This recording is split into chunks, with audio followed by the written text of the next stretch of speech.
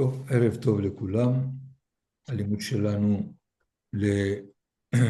להצלחת חיילי צבא הגנה לישראל בכל מקום שהם.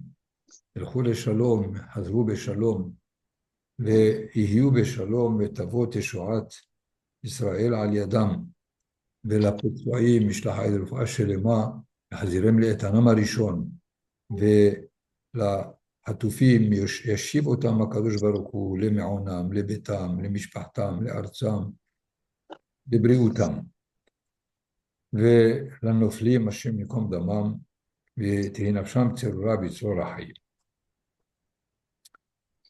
Voilà. Donc les deux parachiotes, Teruma et Tetzavé, résument les mitzvot de la construction du Mishkan et des responsables du culte, évidemment, et Aharon ou Vanav, Aharon et ses enfants, leurs habits, leur consécration.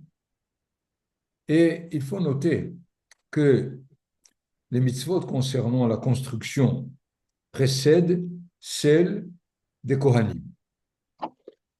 Ne fallait-il pas présenter le rôle des personnes responsables du culte avant l'organisation de l'espace et les produits de la construction du tabernacle?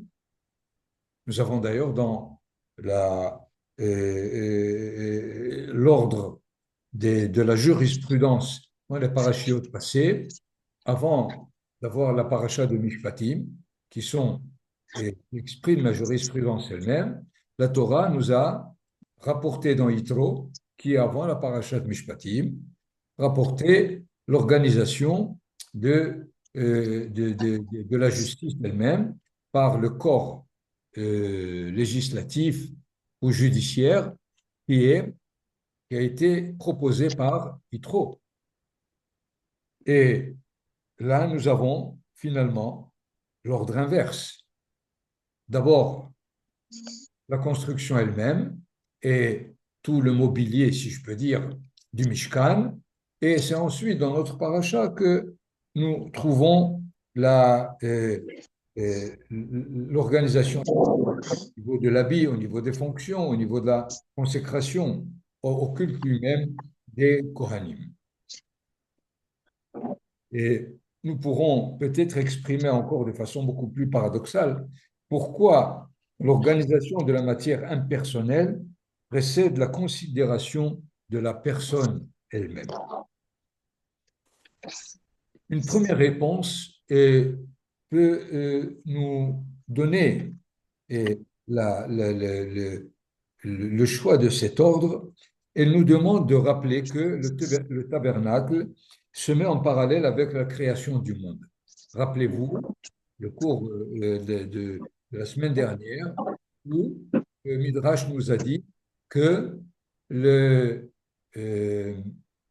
Betzalel, qui était l'ingénieur principal du tabernacle, avait et savait l'ordre ou la façon d'utiliser les lettres de l'alphabet avec lesquelles Akadosh Baruch Hu a créé son monde. Ceci à partir du verset qui a été donné la fois dernière, Hashem Yasad Eretz Bechochma, Akadosh Baruch Hu il a basé, fondé, a donné les fondations de la terre Bechochma, avec sagesse. Konen Shamayim, il a ordonné, établi les cieux par l'intelligence, Ubedato Tehomot Nivka, et avec son intelligence, les abîmes ont été placés. Et nous savons exactement et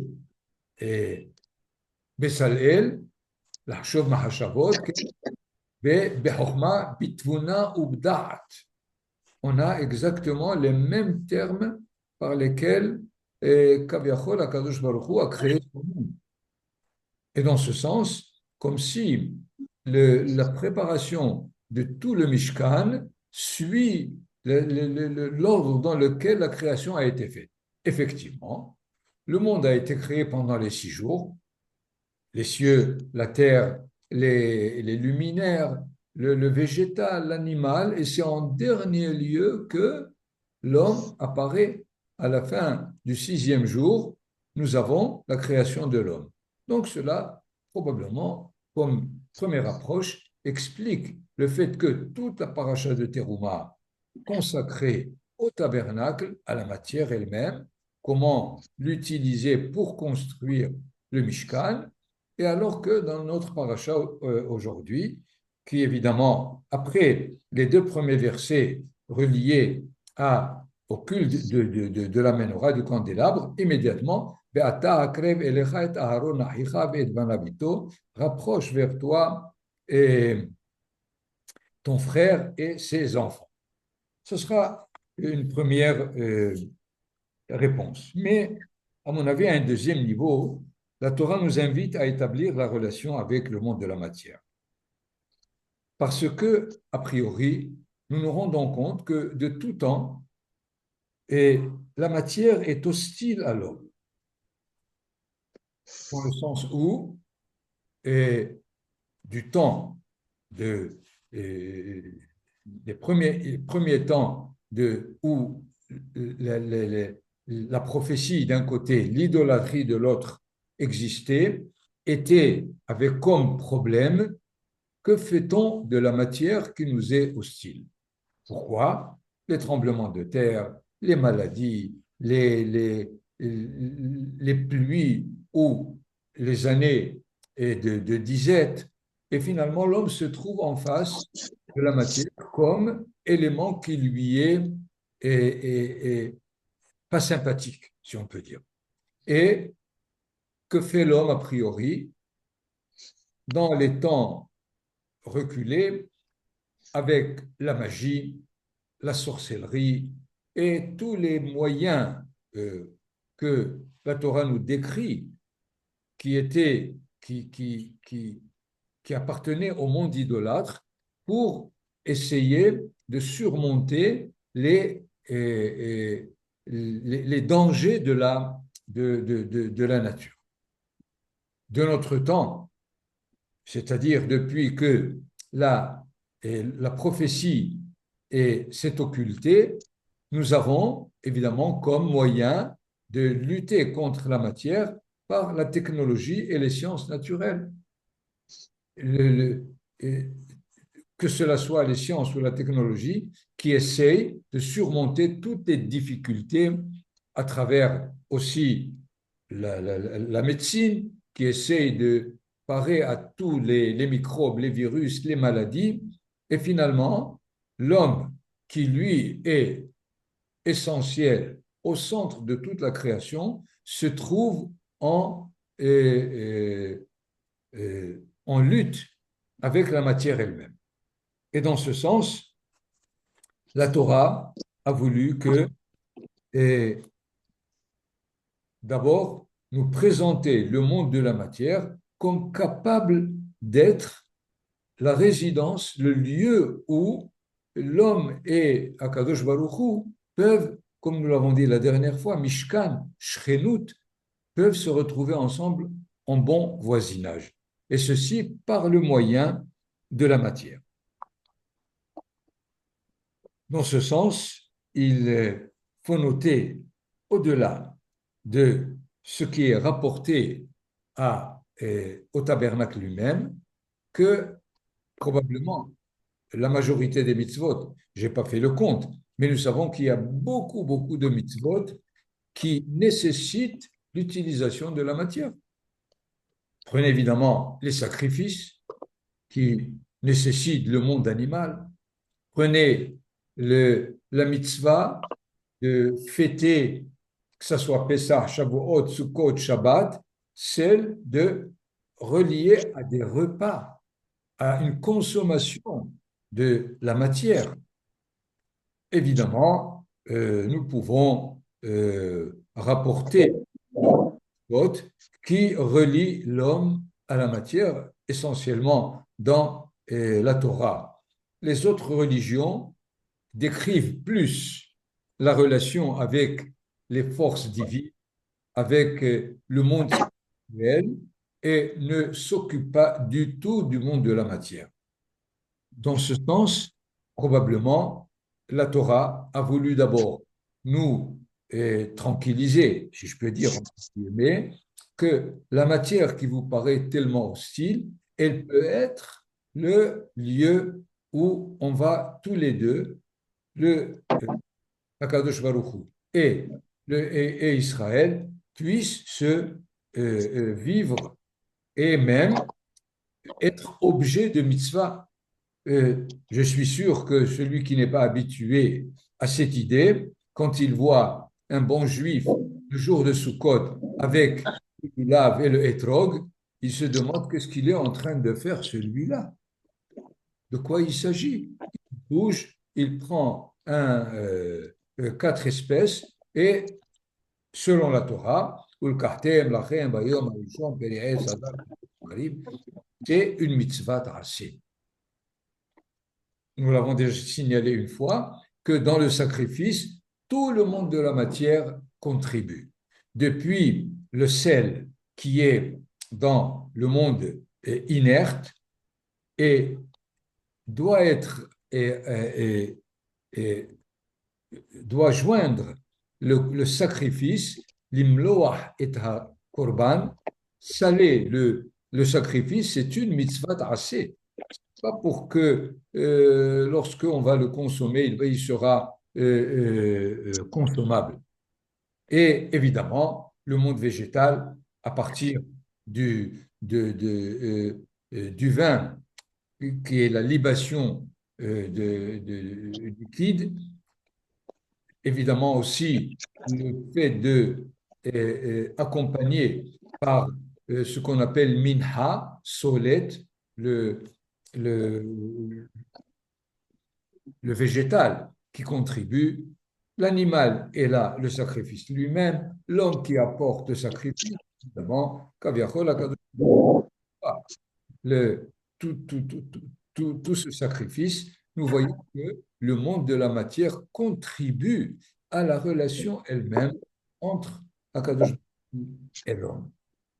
Et dans ce sens, il était nécessaire d'abord de mettre de l'ordre dans le monde de la matière pour que l'homme y arrive avec une tranquillité, en étant sûr qu'il ne lui est pas du tout hostile. Il faudrait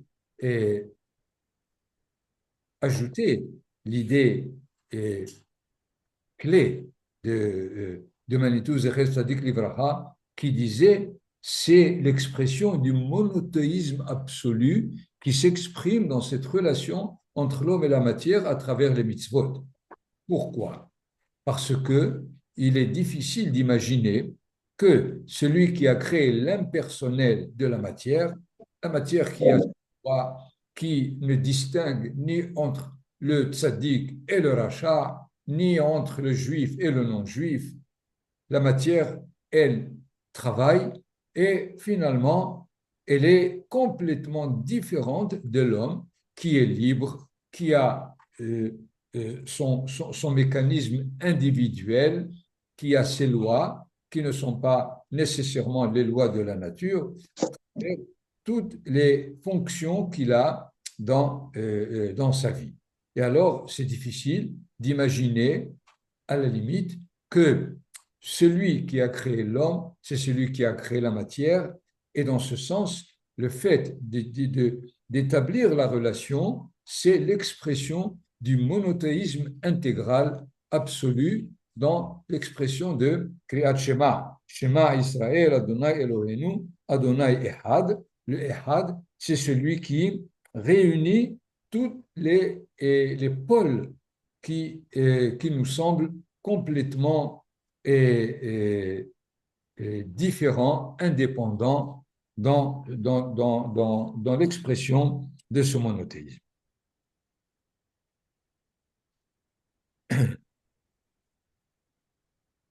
Il faudrait aussi noter et savoir pourquoi est-ce que la fabrication de la pièce, que ce soit le candélabre ou que ce soit l'autel de l'encens ou l'autel des sacrifices qui sont décrits dans la paracha de Teruma n'est pas suivi de leur utilisation. Vous avez la menorah dans la paracha de Teruma, et c'est après avoir décrit tout le Mishkan et ses pièces que dans notre paracha, les deux premiers versets sont consacrés à Ya'aroch Oto Aharon Uvanav Me'erev Ad Boker. D'une part, demander à Moshe de recevoir de l'huile avec laquelle on va allumer la menorah et de l'allumer du crépuscule jusqu'au lendemain matin. Ces deux versets sont complètement indépendants ou rappelés après avoir terminé de tout construire, aussi bien l'autel des sacrifices. Lui aussi, nous aurons la mitzvah du sacrifice quotidien dans notre paracha. À la fin, celui qui fait exception, mais par ailleurs, un autre détail qui le fait exceptionnel dans les deux cas, c'est que l'autel de l'encens n'a pas été cité et établi dans la paracha de Teruma. C'est dans la paracha de Tetzavé, et ceci après les habits du Kohen Gadol, après la consécration des Kohanim, que dans le chapitre 30, nous avons Ve'asita misbeach miktar ketoret atse shitim ta'aseoto. Tu te feras un autel pour l'encensement, pour l'encens, en bois de shittim, et nous avons les dimensions, tout ce qui l'accompagne, et immédiatement, on nous demande de Veiktir alav Aaron ketoret samim baboker behetivo et anerot yaktirena. Je vais vous donner juste les versets et dans lesquels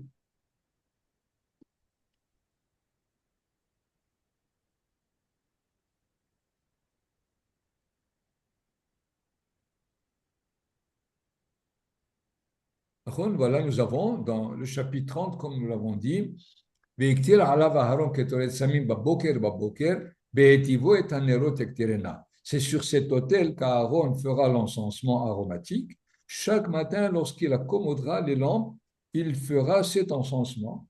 Et lorsque Aaron allumera les lampes vers le soir, il le fera encore. Encensement quotidien devant l'Éternel dans toutes vos générations. Donc, et immédiatement après nous avoir donné les dimensions et les ustensiles qui accompagnent l'autel de l'encens, on nous donne immédiatement aussi le culte qui revient, qui accompagne. En notant ici quelque chose d'assez intéressant, c'est que il faut en même temps faire à ce que l'allumage du candélabre accompagne le culte de l'encens. Vous l'avez, c'est sur cet autel qu'Aaron fera l'encensement chaque matin lorsqu'il accommodera les lampes. Et de même, au verset 8, et lorsque allumera les lampes vers le soir, il le fera encore. Encensement quotidien devant l'Éternel dans toutes vos générations. C'est-à-dire aussi joindre l'allumage ou la préparation. La préparation se fait le matin. Qu'est-ce que c'est la préparation du candélabre? Il faut nettoyer le matin chaque lumière de l'huile qui est restée et mettre les mèches nouvelles. Évidemment, le soir, l'allumer. Et alors qu'on s'occupe le matin ou vers le soir de la menorah, on pratique aussi le culte de l'encens. C'est assez étonnant. Lorsque on apporte des sacrifices, on ne fait pas l'encens. Ou lorsque on prépare les pains de Shulchan Apanim, de la table d'assignation, on ne fait pas l'encens.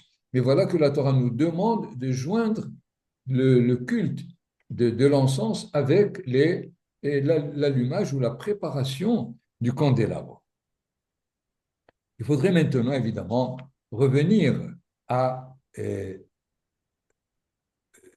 à ce qu'est le culte du Beth Amikdash à partir d'éléments, comme nous l'avons déjà vu, de Parashat Teruma. Il y a des pièces, il y a de la matière qui est là, il y a le Kohen qui s'en sert.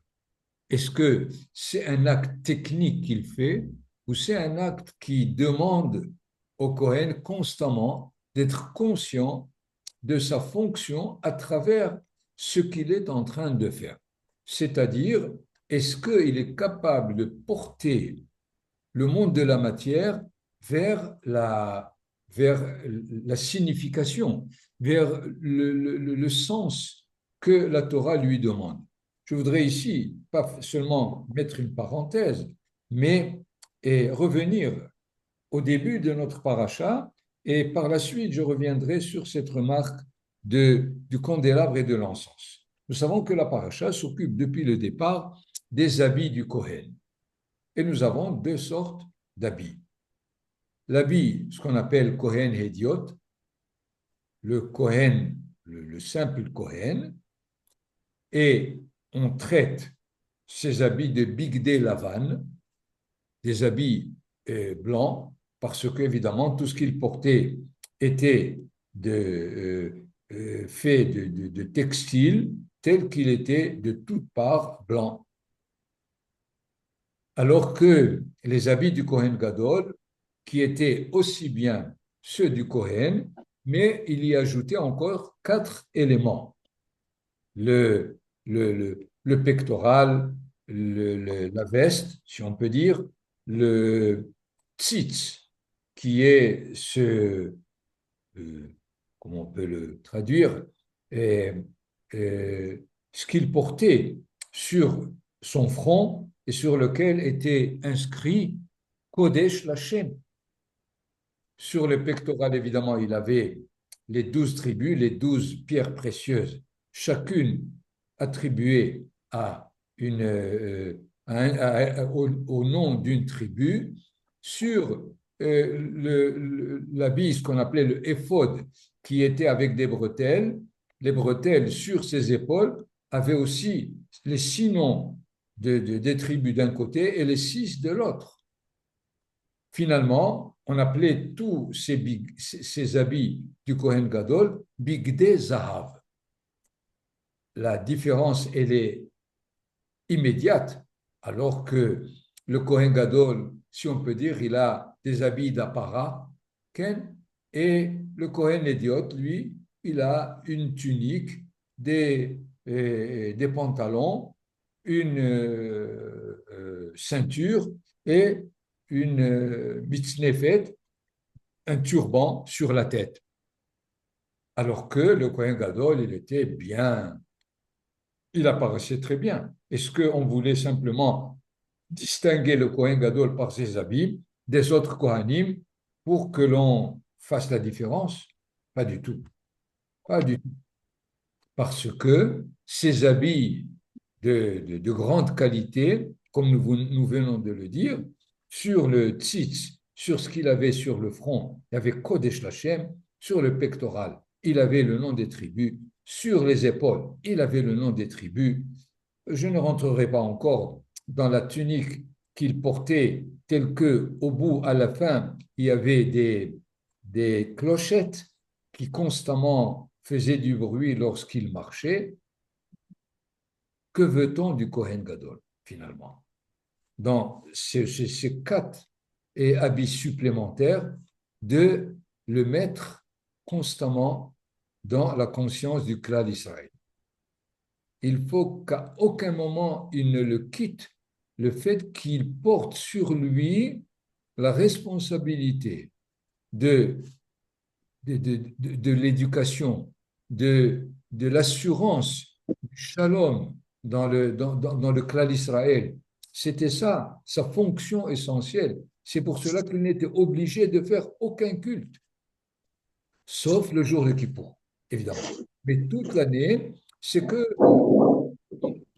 son adjoint ou bien les Kohen Hédiot qui faisaient tous les travaux concernant les sacrifices.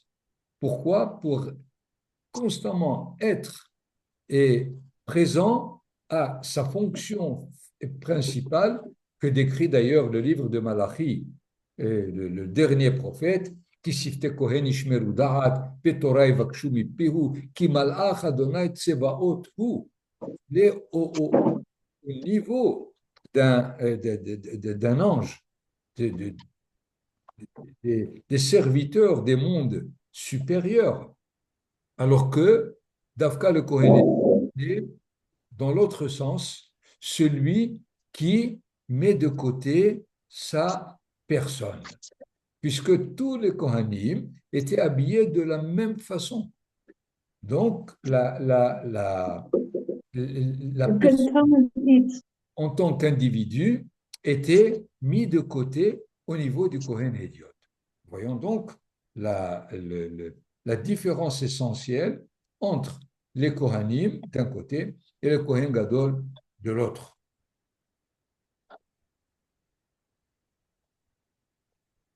Il faudrait d'ailleurs ajouter que le jour de Kippour, le Kohen Gadol, il était Kohen Hédiot et Kohen Gadol. Quand il devait rentrer au Kodesh HaKodashim, au Saint des Saints, faire, faire le culte concernant le Kodesh HaKodashim, il était habillé comme un Hédiot. Alors que lorsqu'il sortait et il faisait le culte pour l'encens, pour les sacrifices du jour, il était habillé Bebikde Zahab. Et il y avait une consigne importante que lorsqu'il changeait d'habit, il devait se laver les mains et faire une tvila dans le mikvé. Mais pourquoi faire? Baruch Hashem, il s'est gardé de toute impureté pendant 7 jours avant de venir au culte de Yom Kippourim. Mais c'est pour nous dire combien est-ce que la conscience du Kohen Gadol et du Kohen Hédiot était complètement différente. Et lorsqu'il s'habille, il faut qu'il fasse la tvila pour être conscient qu'il passe d'une identité à l'autre. Nous voyons donc vraiment la nécessité de la Torah, que la Torah exige du Kohen Gadol par rapport aux autres Kohanim. Et dans ce sens, il faut généraliser au niveau de tout le culte du Beth Amikdash la fonction du Kohen. Le Kohen n'est pas en train de faire des actes mécaniques pour remplir la mitzvah du jour, mais il est obligé de porter avec lui ce que la mitzvah exige. Ceci donc nous ramène même à généraliser pour Kol Ben Israël. Tout juif, là où il est, lorsqu'il fait une mitzvah, il ne s'agit pas de technologie de la mitzvah, mais du sens qu'elle porte en elle, autant qu'on puisse le faire, c'est ce qui fait l'âme de la mitzvah. Sinon, ça restera un acte mécanique.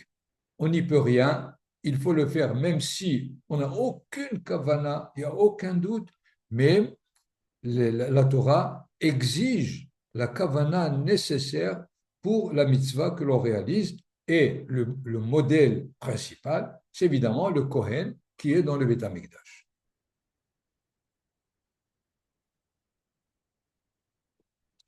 Dans ce sens, et je reviens à la question qu'on avait tout à l'heure, pourquoi la Torah oblige le Kohen de joindre le culte de l'allumage de la menorah ou de sa préparation le matin avec l'encens.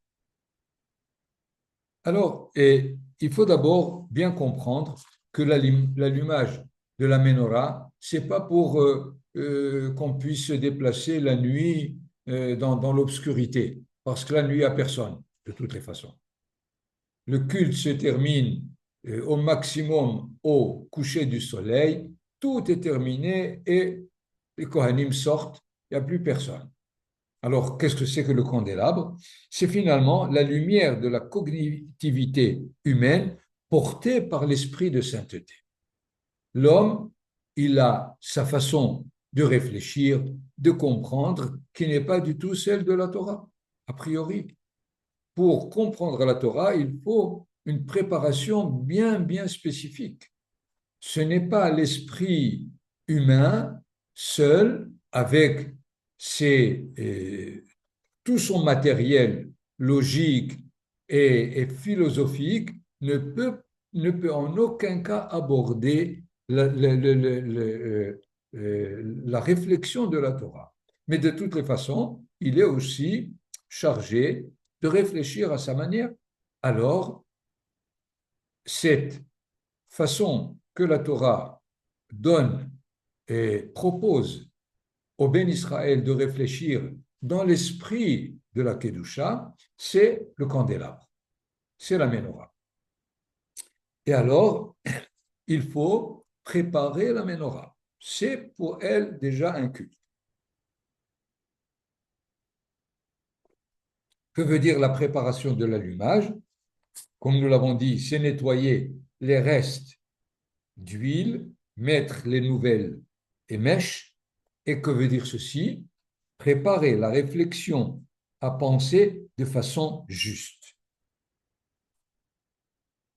C'est-à-dire, la logique qui ne tient pas compte du monde de la sainteté peut se tromper. Et malheureusement, nous le savons à travers, depuis la philosophie grecque jusqu'à notre temps, il y a de grands penseurs, il y a de grands philosophes, et en réfléchissant sans avoir préparé leur façon de réfléchir, ils aboutissent à de la catastrophe. Prenez par exemple l'existentialisme qui aboutit à la philosophie de l'absurde. Prenez le postmodernisme qui veut justifier n'importe quelle façon de réfléchir. L'échec est immédiat. Et dans ce sens, lorsque la Torah demande au Kohen de préparer le candélabre le matin pour lui-même, il le prépare, il ne l'allume pas. Ça veut dire que ta façon de réfléchir, tu dois la préparer. Il y a dans ce sens et la nécessité maintenant de comprendre, de suivre l'allumage par le culte de l'encens. Parce que l'encens, c'est quoi? Pour lui-même, c'est l'éducation du sens de l'odorat. Et qu'est-ce que c'est que le sens de l'odorat au niveau humain? Il est directement relié au flux de la vie qui perpétue la vie grâce à la neshama. D'ailleurs, vous connaissez aussi la halakha de Yom Kippourim.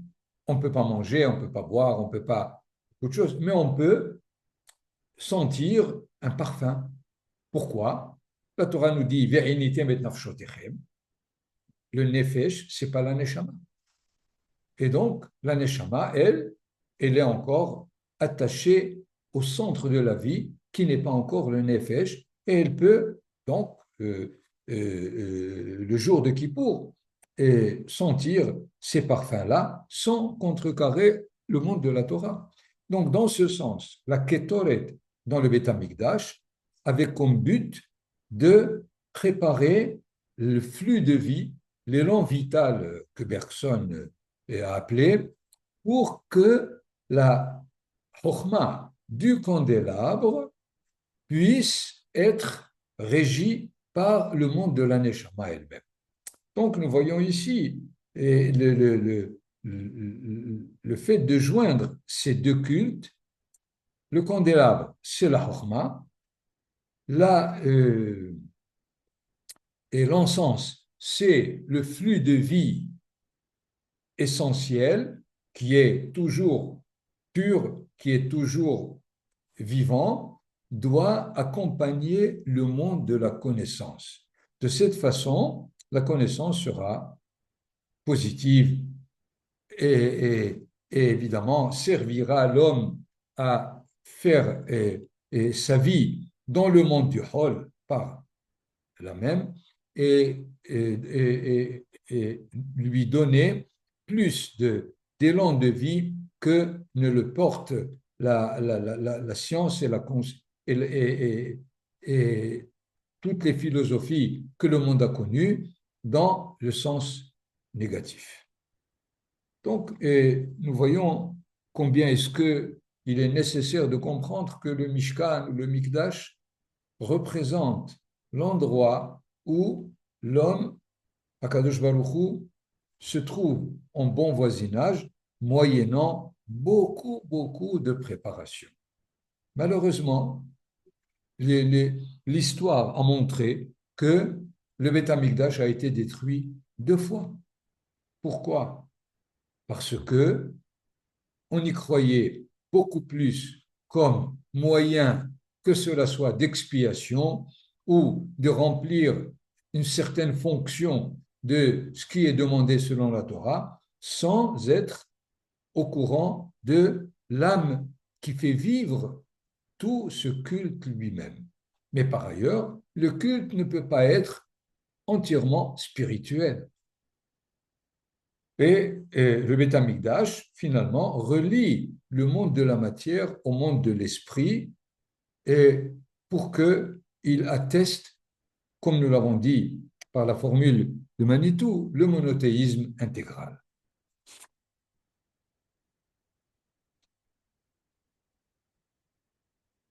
Nous avons encore juste une remarque qui est aussi très importante à travers 2 textes qui, a priori, semblent dire l'inverse l'un de l'autre. Prenons le premier qui est dans la Gemara de Berachot. Amar Rabbi Shemuel bar Nachmani, Amar Rabbi Yonatan. Betzalel al Shem Chochmato Nikra. Betzalel, le nom Betzalel, c'est à cause de la qualité de sa Chochma. En quoi? בשעה שאמר לו הקדוש ברוך הוא למשה, לך אמור לבצלאל, עשה לי משכן ארון וכלים. Le Baruch Hu a dit, il va lui dire de faire le Mishkan, l'arche et toutes les pièces qui concernent le Beth Amikdash. Halach Moshe ve'hafach ve'amar lo. Moshe lui a dit l'inverse. Ase Aaron ve'kelim Mishkan. L'arche, les pièces et le Mishkan. Amar lo Moshe Rabbeinu, minhago shel olam. Quelle est la conduite normale? Adam boné bayit, ve'achar kach machnis letocho kelim. Un homme, il construit d'abord une maison, et ensuite il introduit les kelim, les ustensiles, les meubles. Et tu me dis, fais l'arche, les pièces et le mishkan, kelim she'ani ose. Les kelim que je fais, les echan achnisem. Où est-ce que je vais les mettre? Shema kach amalecha HaKadosh Baruch Hu. Peut-être que HaKadosh Baruch Hu t'a dit, assez mishkan aron vekelim. Amarlo, Shema betzel el hayita ve'adata. Est-ce que tu étais sous l'ombre de la divinité? Betzal el, c'est Betzel el ve'adata. Bon. Voilà le premier texte. Deuxième texte, nous reviendrons évidemment à celui-là aussi. Un verset de Michelet, Ten le hacham ve'hkam. Donne à celui qui est sage quelque chose et il prouvera sa sagesse encore plus. C'est Betzalel. בשעה שאמר לו לבצלאל, שאמר משה לבצלאל עשה משכן, fais le משכן, אמר בצלאל, למה הוא המשכן? pourquoi faire le משכן? אמר לו להשרות שכינה בתוכו וללמוד וללמד לישראל תורה, afin de faire ce que la résidence divine y soit et d'enseigner la Torah. אמר בצלאל, והיכן התורה נתונה? et la Torah, où est-ce qu'elle est? אמר לו, כשאנו עושים משכן נעשה ארון. Vehu ithil be'aron. Lui, il a commencé par le Aaron. Alors, par quoi il a commencé? Par le Mishkan ou par le Aaron? C'est pas possible de dire que celui qui a fait le Midrash Tanhuma n'a pas connu le texte de la Gemara ou l'inverse. Il n'y a aucun doute. Hachamim connaissait tous les textes avant de dire ce qu'il voulait dire pour introduire quelque chose de nouveau. Ce qui fait, il y a là, d'une part, une logique, si on peut dire, de l'individu qui ne construit une maison, qui n'achète des meubles que lorsqu'il a une maison. Et c'est ce que Betzalel a dit. Mais par ailleurs, si on ne connaît pas le but de ce que l'on va construire, on ne peut rien construire. Donc, les deux enseignements, finalement, se joignent. Une première réponse, si vous voulez, comme si le premier enseignement nous décrit Parashat Teruma, dans laquelle nous voyons que euh, euh, la Torah recommande d'abord le Aaron, c'est plutôt, disons, le deuxième texte, alors que Vayakhel, nous avons le premier, ce que Betzalel construit d'abord, il construit le Mishkan, et ensuite les Kelim. Donc, on pourrait facilement dire que si on fait le projet, on doit avoir le but, mais quand on le réalise à partir des nécessités matérielles. Finalement, les deux midrashim se complètent, se joignent pour expliquer, dans tous les cas, que si je veux construire tel ou tel appareil, je suis obligé de savoir à quoi il va répondre, quelles sont ses fonctions. Ensuite, lorsque je vais le construire, je commencerai par les petites pièces et ensuite les grandes pièces et ensuite je peux assembler toutes les pièces elles-mêmes. Et dans ce sens, le Betzel El Hayita, à l'ombre de Hachem, qu'est-ce que c'est être à l'ombre d'eux? Finalement, qui est-ce qui fait l'ombre? C'est le monde de la matière. S'il n'y avait pas de monde de la matière, il y aurait de la lumière partout. Dans ce sens, l'homme qui écoute la voix divine, il fait de l'ombre à cette voix divine. Lui, en tant que personne, il l'interprète et finalement, l'ombre, sa personne s'exprime dans ce que le divin lui dit et c'est à travers son ombre. C'est ça, Betzel El Haïta.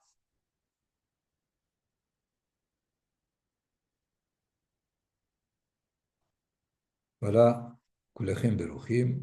Est-ce que